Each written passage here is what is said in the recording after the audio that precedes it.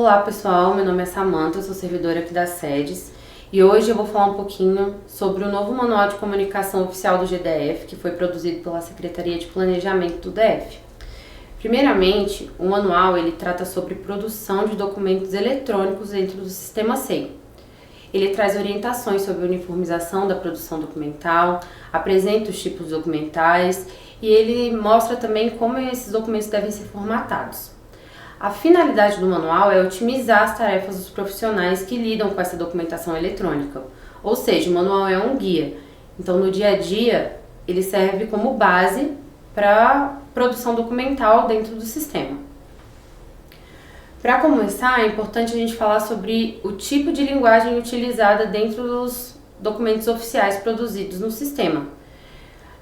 A comunicação oficial, ela deve ser feita com base na linguagem formal, ou seja, a norma culta da língua portuguesa.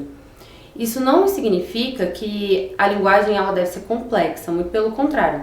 É importante que a escrita seja clara, objetiva, mas utilizando palavras simples. Muitas pessoas entendem que produzir documentos oficiais exige vocabulário rebuscado, jargões, palavras técnicas.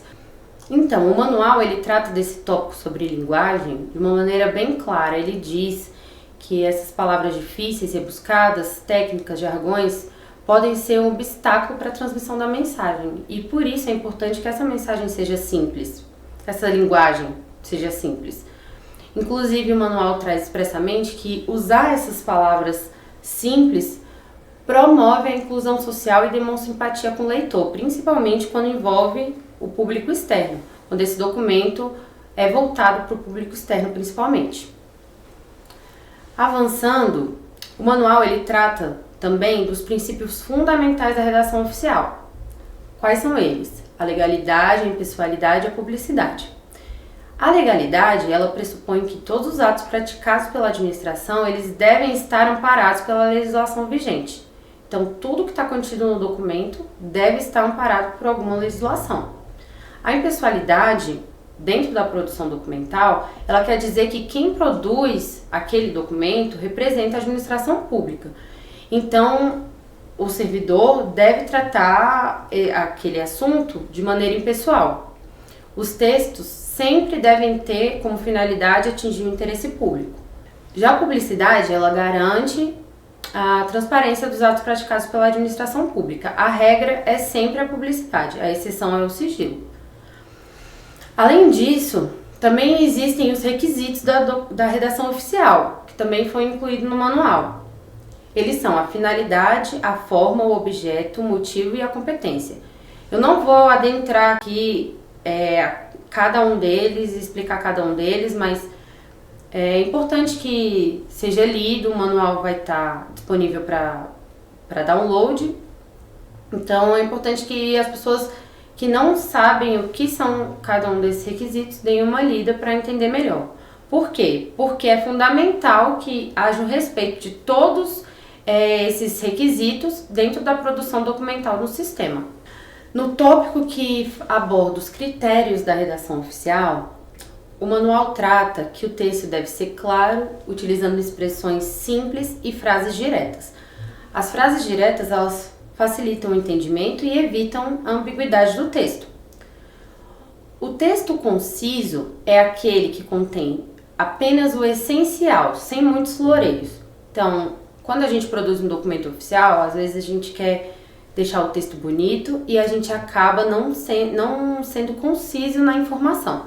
Então, o texto ele deve ter apenas o essencial para o entendimento do leitor.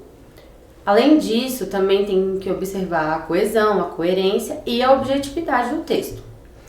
Se houver palavras desnecessárias para o entendimento do leitor, é melhor que elas não sejam utilizadas.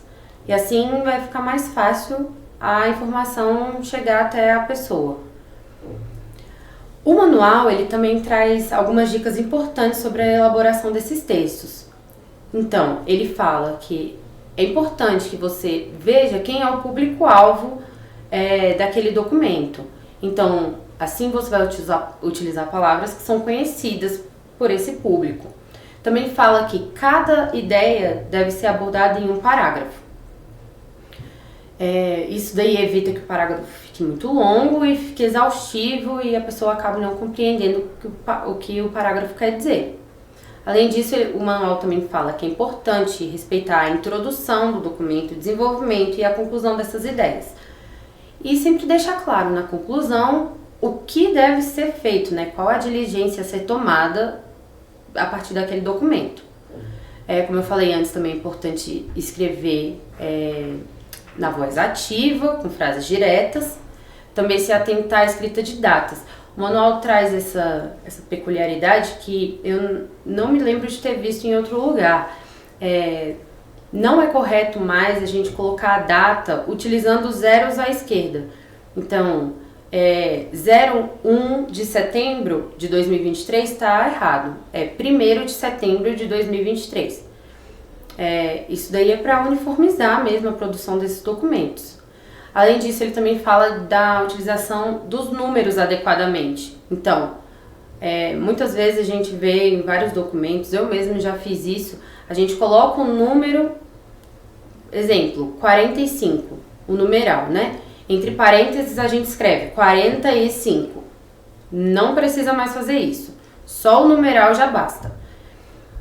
Também ele aborda sobre o uso correto das siglas. Às vezes a gente faz um documento e a gente coloca a sigla, mas não bota por extenso o que é aquela sigla, né? Principalmente se tratando de unidades. Então, quando você vai fazer um documento, por exemplo, ao CAS, que é onde eu me encontro atualmente, aqui na SEDES. Então, eu não vou botar ao CAS ali, logo no início do documento, né? Eu vou botar ao Conselho de Assistência Social e entre parênteses CAS. E o que ele fala sobre essas siglas? Quando ela tiver apenas 3 palavras, ela vai ser colocada toda em caixa alta. Se ela tiver 3 palavras e for mais de 3 palavras e for soletrada, ela também vai ser toda em caixa alta. Ou seja, CAS tem 3 palavras, ela vai ser toda em caixa alta de qualquer jeito. Mas, por exemplo, FGTS é falado letra por letra, ou seja, soletrada. Então, ela vai ser toda em caixa alta também. Colocando primeiro por extenso e depois entre parênteses. Se a sigla tiver mais de 3 letras e não for soletrada, ela vai ter apenas a primeira palavra em maiúsculo. Dando o exemplo, SUGIP. A gente não soletra, né? A gente lê tudo. Então, vai ficar só o S em maiúsculo. Além disso, isso é muito importante para a produção documental, para atingir a finalidade desse manual, né? É para uniformizar a produção desses documentos. Então, é importante a gente se atentar a esses detalhes.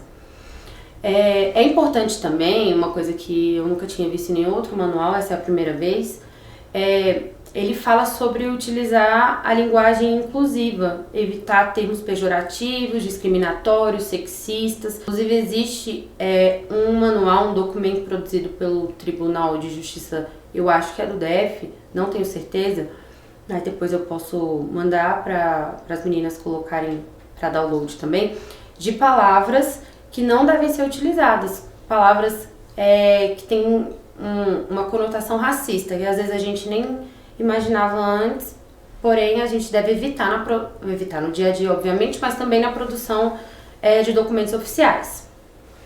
Então, avançando mais um pouquinho, a gente vai falar sobre uma parte importante, que é a revisão textual. Então, toda vez que a gente produzir um documento, é importante que a gente leia várias vezes e revise esse documento. Muitas vezes a gente já leu tanto aquele documento que a leitura fica viciada e a gente não consegue encontrar alguns erros, alguns problemas que podem conter no documento. Então também o manual diz que é importante que outra pessoa faça a leitura desse documento, porque a pessoa não vai entrar com a leitura viciada e às vezes ela vai encontrar alguma coisa que pode ser melhorada, modificada. O manual ele diz também sobre as formas de tratamento adequadas para cada autoridade. Ele traz os pronomes de tratamento, qual é a utilização certinha de cada um. Eu não vou estar com essa lista aqui agora, mas é importante que toda vez que a gente produz um documento, a gente não tenha certeza qual pronome de tratamento usar para aquela autoridade, a gente dê uma olhadinha para consultar e ficar tudo certinho. É a página 24 do manual que contém essa lista completinha de pronomes de tratamento. É muito importante a gente sempre consultar. Continuando, na produção de documentos, os pronomes de tratamento eles aparecem em 3 situações: no endereçamento, no vocativo e no corpo do texto. É importante que a gente uniformize esse pronome de tratamento. Então, se a gente colocou no endereçamento, que a gente continue utilizando o mesmo no corpo do texto. O manual, ele também traz algumas dicas legais sobre a produção de documentos no sistema, algumas dicas de como facilitar a vida mesmo mexendo no sistema. Uma delas é sobre o preenchimento do campo de inscrição. Quando a gente vai gerar um documento, antes do documento ficar pronto para redigir, esse campo de inscrição aparece e a gente pode preenchê-lo, né? É importante que a gente preencha esse campo corretamente, porque automaticamente esse campo vai virar o assunto do documento. Então facilita, menos um campo para ser preenchido na hora de redigir o documento. O manual ele também fala de alguns recursos que otimizam a produção documental, além dessa que eu falei agora. Um desses recursos é o recurso versões. Então, toda vez que você vai produzir um documento e esse documento for modificado, essas versões que foram salvas, elas ficam no sistema. Então, é possível a comparação do antes e o depois, caso exista alguma dúvida, né? Se alguém tiver produzido o documento antes e tiver sido alterado, dá para ver o que foi alterado a partir desse recurso. Também existe o recurso documento modelo. Então, se existe um documento na sua unidade que é muito utilizado, esse recurso é muito, muito interessante. Você salva esse documento modelo e quando você vai utilizar, o documento já está lá prontinho só para você preencher os campos necessários, né? Além disso, também existe o recurso texto padrão. O texto padrão, ele já fica com o textinho pronto e quando você gera um documento, você seleciona qual é o texto padrão que está salvo e ele já vem prontinho só para você modificar alguma coisinha ou outra.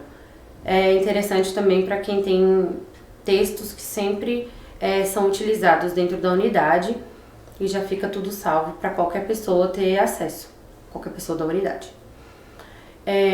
Outro ponto importante também, que era pelo menos cultural dentro da minha unidade, é a assinatura do documento.